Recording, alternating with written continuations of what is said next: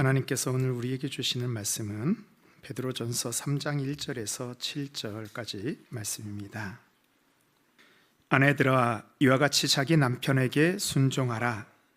이는 혹 말씀을 순종하지 않는 자라도 말로 말미암지 않고 그 아내의 행실로 말미암아 구원을 받게 하려 함이니 너희의 두려워하며 정결한 행실을 봄이라.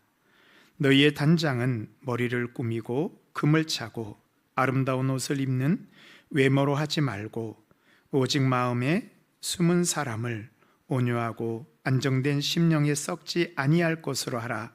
이는 하나님 앞에 값진 것이니라. 전에 하나님께 소망을 두었던 거룩한 부녀들도 이와 같이 자기 남편에게 순종함으로 자기를 단장하였나니 사라가 아브라함을 주라 칭하여 순종한 것 같이 너희는 선을 행하고 아무 두려운 일에도 놀라지 아니하면 그의 딸이 된 것이니라. 남편들아, 이와 같이 지식을 따라 너희 아내와 동거하고 그를 더 연약한 그릇이요 또 생명의 은혜를 함께 이어받을 자로 알아 귀히 여기라. 이는 너희 기도가 막히지 아니하게 하려 함이라. 아멘. 이것은 하나님의 말씀입니다. 5월 가정의 달을 맞아서 매주일 또 가정을 세우는 말씀을 함께 나누고 있습니다. 그래서 오늘은 가정주일로 하나님께서 세워주신 가정을 어떻게 하면 또한 하나님이 기뻐하시는 가정으로 세울 수 있는지 말씀을 우리 함께 나누도록 하겠습니다. 제가 지금 이거 들고 있는 거 보이시죠? 이게 뭐죠? 직서 카메라죠. 제가 일본 단기 선교 갔을 때 참 학생들한테 인기가 많았던 건데요. 요즘에 스마트폰이 복음되기 불과 10년 전까지 모두 카메라를 들고 다니며 찍은 사진은 우리들에게 좋은 추억이 되었습니다. 오늘의 이 장면을 한번 남겨봤으면 좋겠습니다.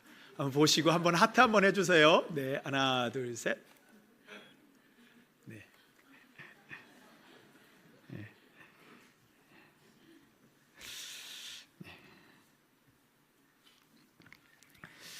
미국의 심리학자이면서 또한 심리치료관리인 월리엄 그레서 박사는 이 사람의 마음을 연구하면서 알게 된 것이 있습니다. 사람은 누구나 자신의 욕구를 충족시켜준 행동이나 대상, 즉 자신을 행복하게 만든 습관을 이 사진 찍어서 머릿속에 사진첩에 저장한다고 합니다. 즉 이 말은 무슨 말이냐 하면 이 사람들은요 살아가면서 정말로 행복하게 하다고 느끼는 순간, 장소, 사람, 감정을요 이런 것들을 경험하게 되면 우리의 뇌는 이 행복한 순간들을 마치 카메라로 딱 찍어서 머릿속에 저장을 해 놓는다고 합니다. 이것을 내 마음속의 사진첩, 그리고 월리엄 그레서 박사는 이 영어로는 퀄리티 워드, 좋은 세계라고 명명하였습니다. 하나님께서도 이 세상을 창조하실 때 그 모습을 보면서 어떻게 하셨냐 하면요, 창세기 1장 31절을 말씀을 보시면 하나님이 지으신 그 모든 것을 보시니 보시기에 심히 좋았더라. 저녁이 되고 아침이 되니 이는 여섯째 날이니라.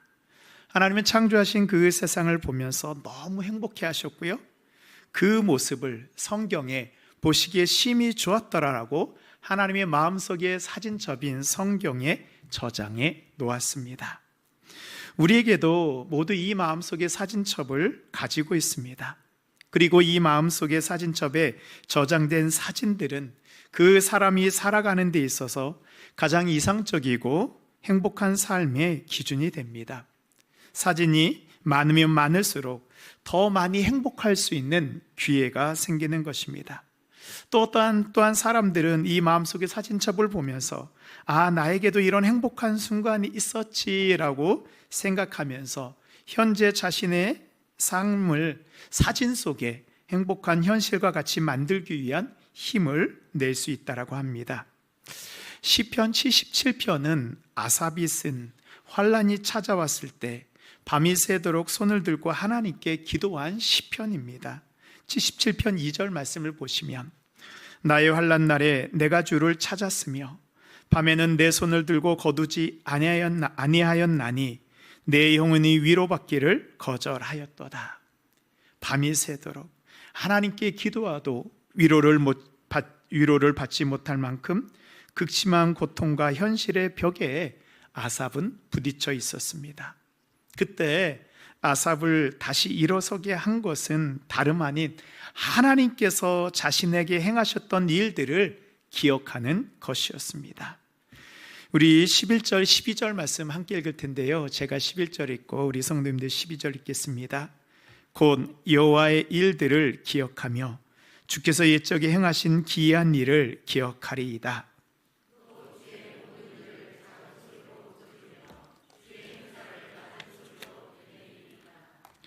아삽은 하나님이 행하신 일을 그 마음속의 사진첩에 기억하였습니다.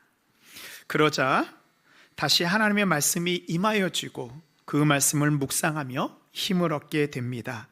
이 기억한다라는 히브리어는 이 자카르라는 말입니다. 이 기억, 자카르는요, 단순히 머리로 과거를 떠올리는 것을 넘어서 과거의 은혜를 현재 현실로 가지고 와서 우리의 삶의 원동력을 삼는 것입니다. 우리의 삶의 원동력을 삼는 믿음의 결단입니다. 그래서 이것을 다른 말로 은혜의 사진첩이라고 부를 수 있습니다.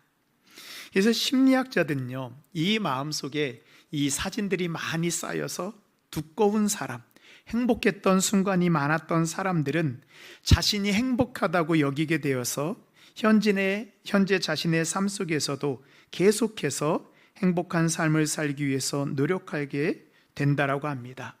그런데요, 이 마음속의 사진첩이 얇은 사람은 자신이 행복하다고 느끼기 어렵고 또 행복하게 살기 위해서 노력하는 힘도 약하다고 말합니다.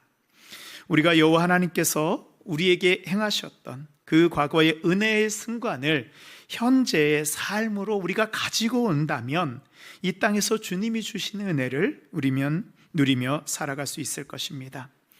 오늘 말씀을 듣는 성도 여러분, 여러분의 마음속의 사진첩은 얼마나 두툼한가요?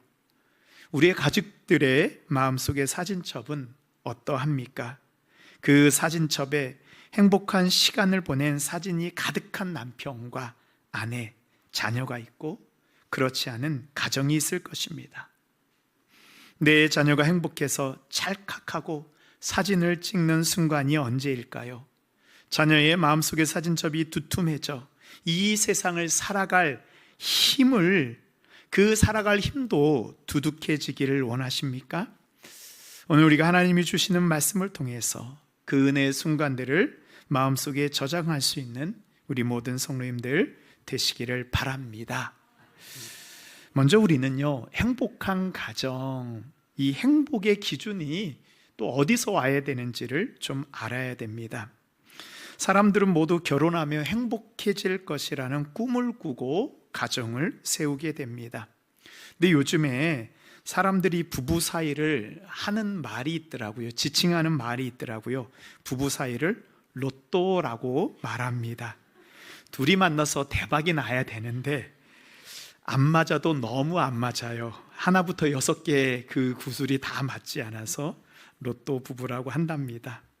사람들은요, 사랑에 빠졌을 때 그것이 영원할 거라고 생각합니다.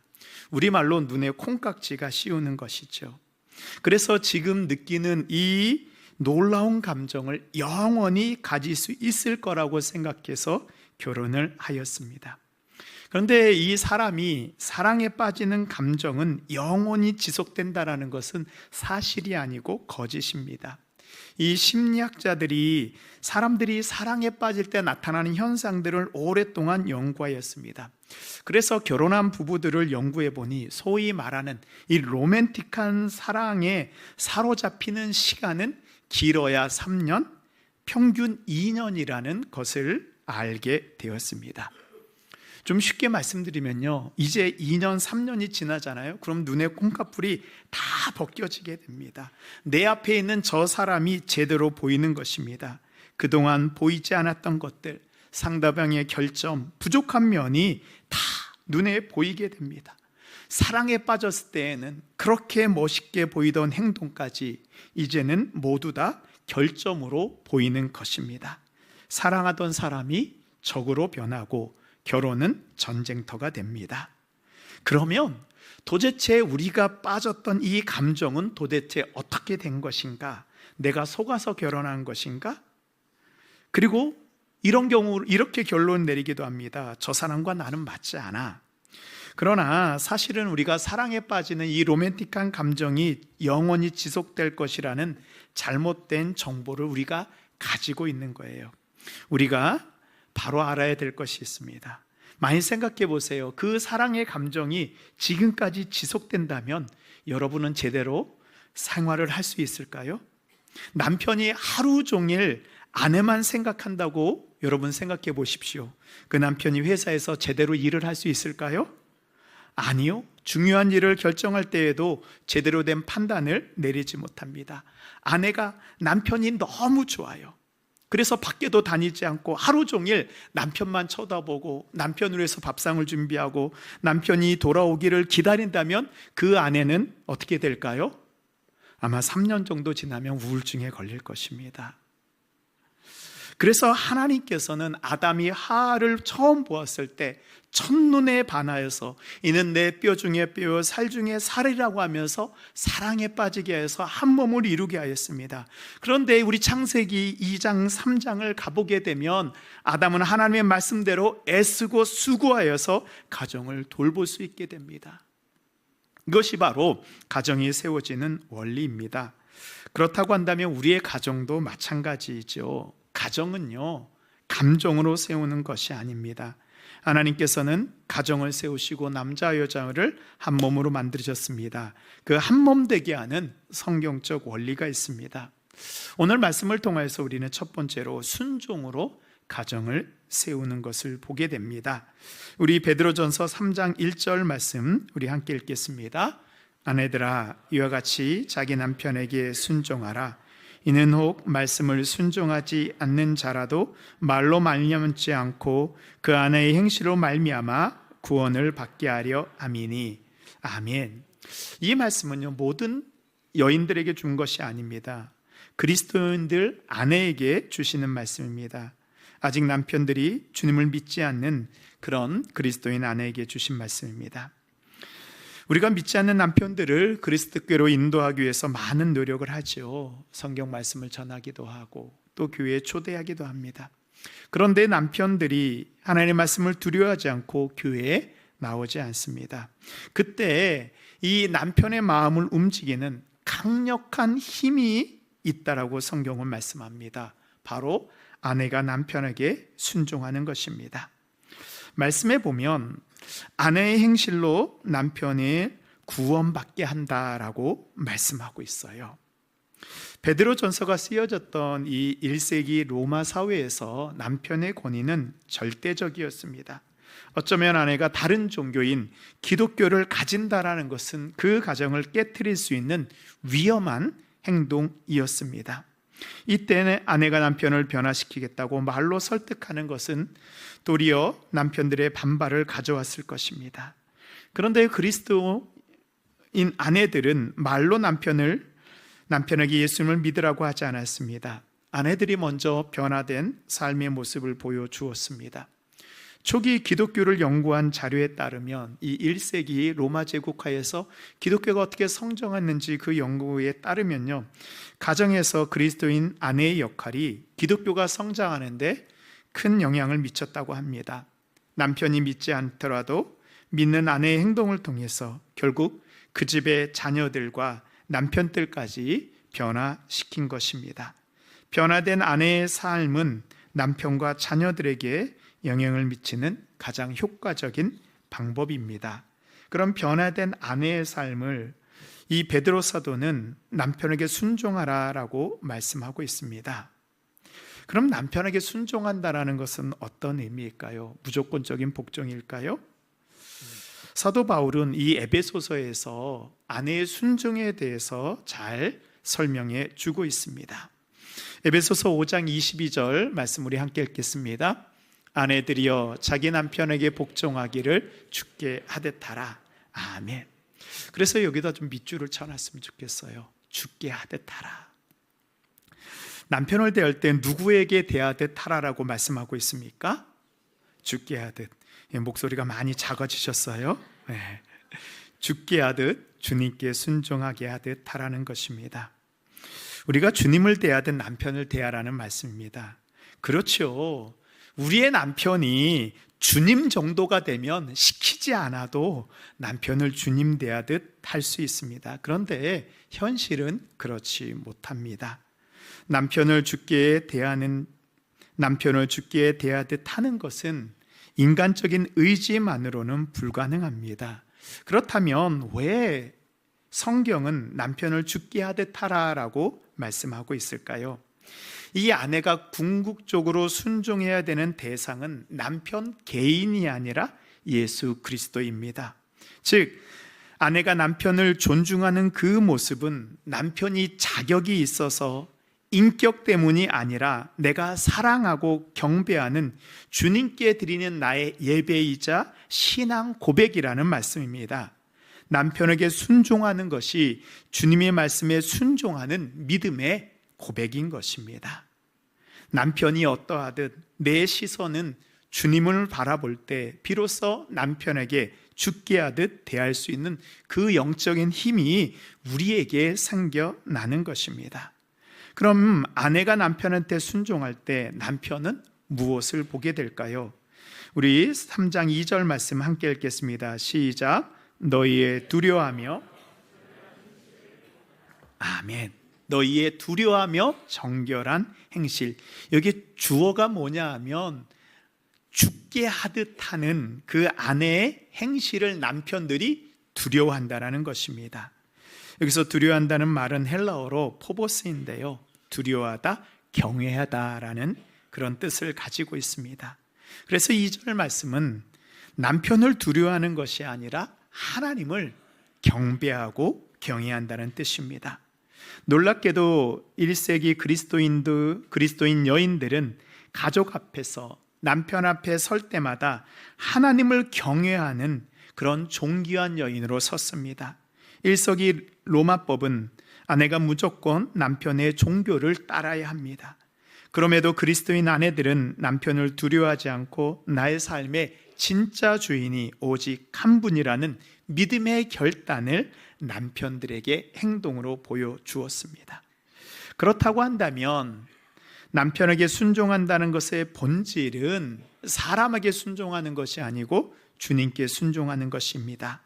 남편이 사랑스러워 순종하는 것이 아닙니다. 순종할 만한 자격을 갖추었기 때문도 아닙니다. 내 마음의 중심에 주님을 향한, 하나님을 향한 깊은 경외감을 가지고 그 하나님께 순종하는 마음의 연장선상에서 남편을 용납하고 품어주는 것입니다. 하나님을 섬기는 그 믿음으로 남편을 존중해 주는 것입니다. 그때 남편은 자신에게 순종하는 그 아내의 모습을 통해서 주님을 보게 됩니다. 남편의 마음속의 사진첩에 이 순종하는 아내와 그 옆에 계신 주님이 함께 저장이 되는 것입니다. 그런 사진들이 더 많아지면 많아질수록 믿지 않는 남편은 믿는 아내를 통해서 주님을 더 많이 만나게 되는 것입니다. 두 번째로 인정의 언어는 내면의 변화를 이끌어 옵니다. 우리 3절 4절 말씀인데요, 제가 3절 읽고 우리 성도님들이 4절 읽겠습니다. 너희의 단장은 머리를 꾸미고 금을 차고 아름다운 옷을 입는 외모로 하지 말고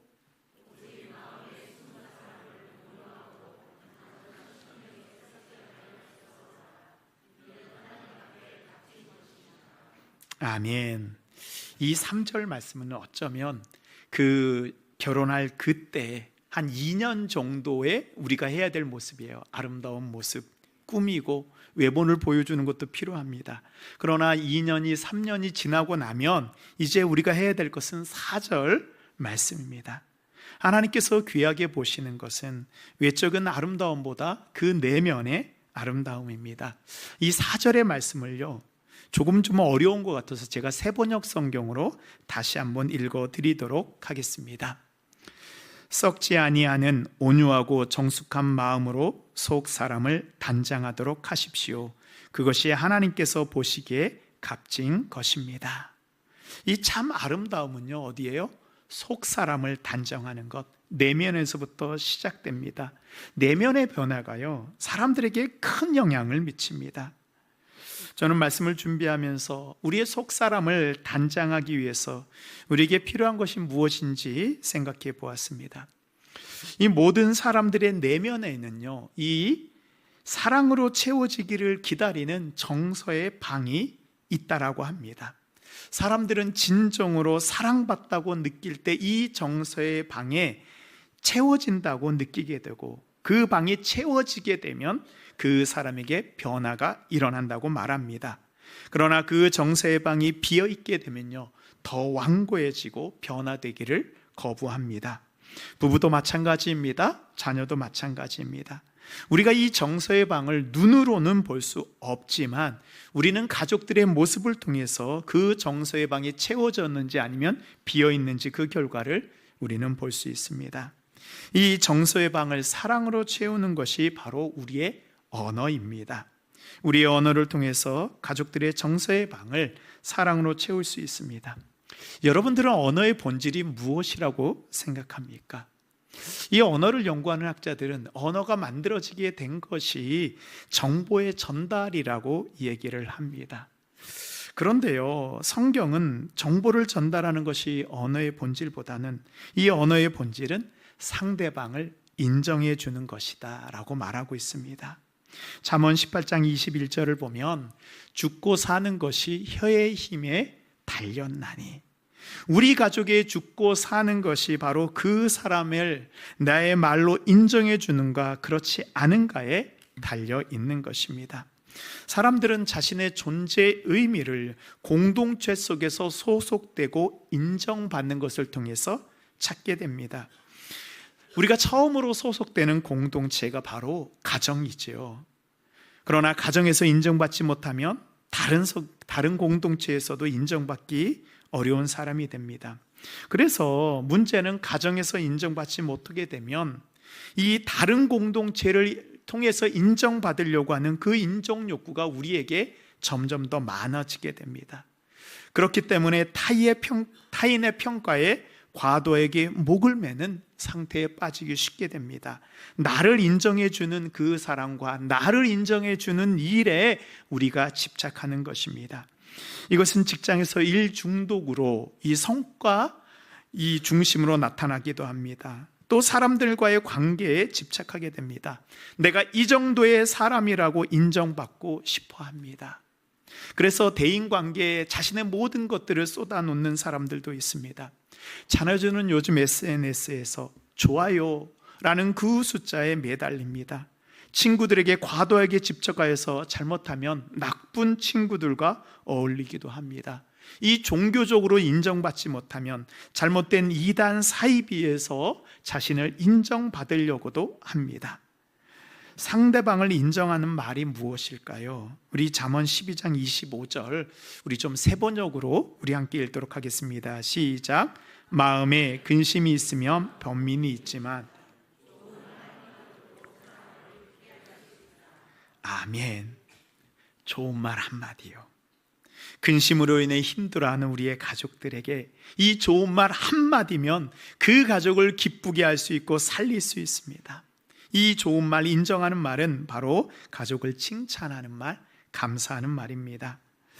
안타깝게도 많은 그리스도인들도 말로 칭찬한 것과 감사하는 것이 얼마나 대단한지 잘 알지 못합니다.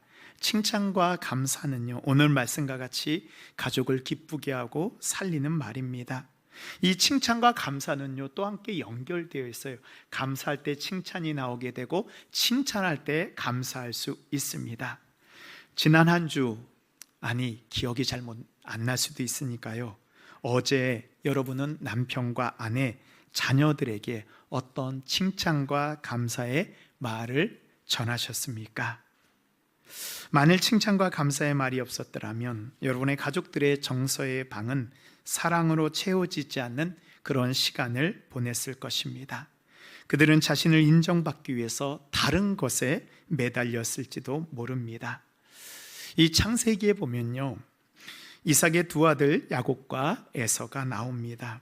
이 야곱이 아버지 이삭을 속이고 모든 축복을 다 받잖아요. 이 축복은 하나님의 인정을 상징합니다. 이제 이삭이 더 이상 에서에게 축복해 주실 것이 없자 에서가 아버지 이삭을 붙잡고 절규합니다. 아버지, 나에게도 축복해 주십시오. 창세기 27장 말씀에 보면 에서가 아버지에게 이르되, 내 아버지여, 아버지가 빌 복이 이 하나뿐이니까 내 아버지여, 내게 축복하소서, 내게도 그리하소서 하고 소리를 높여 우니, 저는 이 말씀을 묵상하면서 이 부분이 인정받지 못하고 칭찬받지 못한 우리의 자녀들의 그런 절규로 들렸습니다. 칭찬과 감사는 어쩌면 그리 거창한 것이 아닐 수도 있습니다. 에사가 원하는 것은 아버지 이삭의 대단한 축복이 아니라요, 아버지가 자신을 장남으로 인정해 주는 그 한마디를 원했을지도 모릅니다. 이 인정하고 축복하는 그 언어는 이 세 가지가 있습니다. 먼저는 우리가 상대방을 인정할 때에는 상대방의 존재를 인정해 주십시오. 가족들이 무엇을 잘해서가 아니라 내 남편이어서, 내 아내이어서, 내 자녀이어서 고맙다고 말하는 것입니다. 오늘 당신의 얼굴을 보니 내 배우자라서 참 튼튼하고 고마워. 닭살이 돋지요. 그래도요, 내가 엄마 아빠의 아들로 딸로 태어나 준 자체가 정말로 큰 선물이야. 존재를 칭찬하는 것은 그 가족들의 자존감을 세워주는 거예요. 존재에 대한 칭찬이 가족들의 전책성을 흔들리지 않게 해줍니다. 두 번째는 결과를 칭찬하려고 하지 말고 과정을 인정해주고 칭찬해 주십시오. 우리가 아침마다 받는 당연해 보이는 밥상, 남편들이 당연해 보이는 그 출근, 우리의 자녀들이 당연해 보이는 등교, 사실 당연한 건 하나도 없었어요. 성실함과 자기 희생이 있을 때만 당연함이 가능한 것입니다. 그 당연함 뒤에 숨은 가족들의 수고해서 고생했어라고 말해주는 것입니다. 지난 시간 당신이 이 가정을 잘 지켜주어서 고마워. 내가 이번 시험에 열심히 노력하는 그 모습이 정말로 대견하더라. 우리는요, 자꾸 결과를 가지고 칭찬하려고 합니다. 근데 결과는 안 좋을 때도 많이 있잖아요. 그러면은 가족들이, 자녀들이 칭찬받을 수 없는 거죠. 그러나 과정을 칭찬하게 되면 우리의 가족들이 성장하게 됩니다. 때로는 실패라는 인생의 벽을 만들 때 결과가 아닌 과정을 칭찬받은 자녀들은 이것을 이겨낼 수 있는 힘이 그 안에서 생기는 것입니다. 그런데 과정을 칭찬하지 못한 그런 사람들은요, 결과에 집착하게 돼요. 수단과 방법을 가리지 않고 성공하려고 하기 때문에 결국 자신이 발면하는지도 모르고 달려가게 되는 것입니다. 결과가 아닌 과정을 지켜보고 인정해 주십시오. 세 번째로 칭찬할 것은 눈에 보이는 겉모습보다는 속마음을 찾아주십시오. 눈에 보이는 겉모습 너머에 가족들이 가지고 있는 아름다운 성품을 우리가 칭찬하는 것입니다. 이 성품을 찾아 칭찬할 때 더욱더 아름다운 모습들이 드러나게 됩니다. 이번 어버이날에 우리 엄마 아빠에게 보여준 당신의 마음 씀씀이가 참 고마웠어. 우리 아들, 딸 어제 화낼 수 있는 상황 속에서도 화내지 않고 참아주는 참 그 마음이 엄마는 보기에 좋았어. 우리가 가족들의 내면 속에 있는 그 귀한 보석을 꺼내어서 인정해 줄 때 그 보석이 더욱더 아름답게 빛이 나는 것입니다. 이렇게 인정하고 칭찬하고 감사하는 순간들이 쌓이고 쌓일 때 우리 가족들의 마음의 사진첩이 두꺼워지게 되고요, 바로 우리의 가족의 아름다운 문화가 만들어지게 되는 것입니다. 그때 하나님이 우리 가족들의 마음을 만지시고 변화시켜 주시는 것입니다.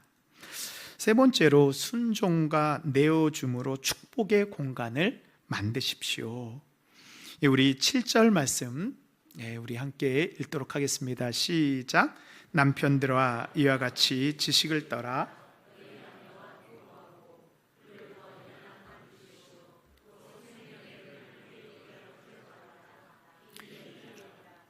너희 기도가 막히지 아니하게 하려 함이라. 아멘. 말씀에서 남편들에게는 아내를 어떻게 대하라고 말씀하고 있습니까? 그를 더 연약한 그릇이요 또 생명의 은혜를 함께 이어받을 자로 대하라, 귀히 여기라 라고 말씀하고 있습니다. 이 베드로 전서에 대한 사도 바울의 해석이 있습니다. 에베소서 5장 25절, 이건 한번 우리 남편들만, 우리 남자 동지들만 한번 읽어보도록 하겠습니다. 시작. 남편들아 아내 사랑하기를 그리스도께서 교회를 사랑하시고 그 교회를 위하여 자신을 주신같이 하라. 아멘. 이 남편들에게 그리스도께서 교회를 사랑하신 것 같이 아내를 사랑하라 라고 말씀하고 있어요. 주님께서는 교회를 사랑하여서 무엇을 내놓았습니까? 자신의 모든 것, 자신의 생명까지도 내어놓아 교회를 사랑하고 교회를 세우셨습니다.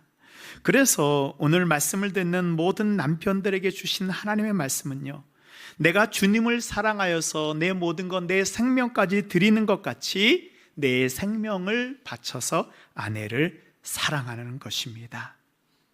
아내를 위해서 내 것을 내어놓는 것이 남편들이 할 수 있는 사랑이에요. 우리 남자들 무엇을 내어놓으시겠습니까? 여러분들의 숨겨놓은 비상금을 한번 아내를 위해서 내어놓아 보십시오. 내어놓는다는 것의 의미를 우리가 알아야 돼요. 나를 위해서 내어놓는 것이 아니고 아내의 시각, 아내를 위해서 나의 시간, 나의 취미, 나의 물질, 나의 몸까지 내어놓는 것이 바로 그리스도가 교회를 사랑한 그 모습입니다. 남편이 나를 위해서 내어놓는 그 순간이 아내의 마음속의 사진첩에 저장이 되는 것입니다. 아내는 그것을 통해서 그리스도의 사랑을 경험하는 거예요. 이것이 바로 창세기에서 둘이 한 몸 되는 원리입니다. 남편이 아내의 순종을 통해서 주님을 만나는 것 같이 아내는 모든 것을 내어주는 남편을 통해서 그리스도의 사랑을 경험하게 됩니다. 아내의 순종, 남편의 내어줌이 가정을 세우는 하나님의 원리입니다. 순종과 내어줌에 가장 좋은 공간과 시간이 어디 있을까요? 가족들이 하루를 시작하는 곳, 하루를 마치는 곳이 어딜까요? 저는 좀 생각해 보니까 시작과 마침의 공간이 물론 집안에 있는 그런 이렇게 방일 수도 있지만 잘 생각해 보니까 이 방은 좀 개인적이잖아요. 그래서 온 가족이 함께 시작하고 마무리하는 곳을 생각해 보니 바로 여러분들의 문 앞 같습니다. 생각해 보세요. 부모와 자녀가 잠시 떨어지는 그 장소가 어디입니까? 문 앞이잖아요.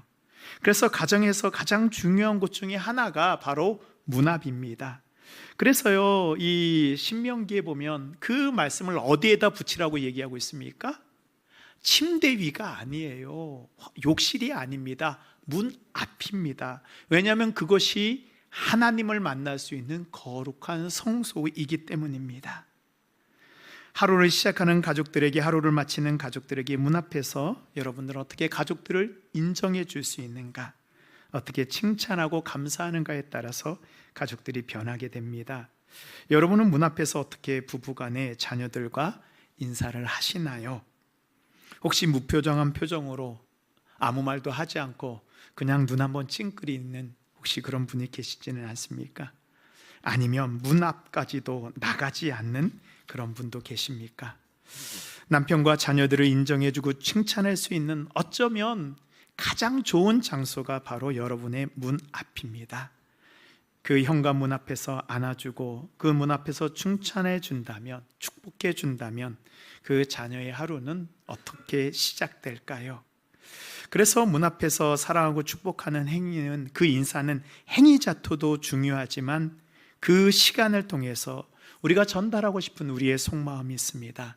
당신은 나의 가장 소중한 사람, 너는 나의 가장 소중한 가족이라는 것입니다. 그래서 이 문 앞에 이 시간이 우리의 가족들을 세워주고 축복해주는 그런 순간입니다.